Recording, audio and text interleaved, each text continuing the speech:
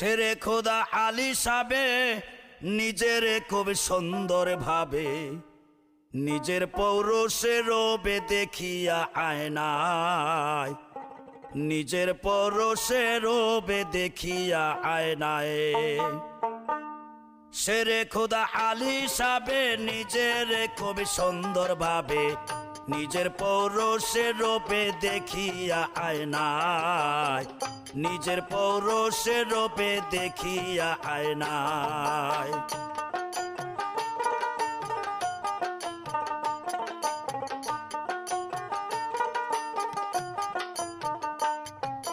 পুত্র হোসেন তখন বলে গর্ব আপনার যাবে চলে, মায়ের গোপন সুরত যদি দেখেন আপনায়।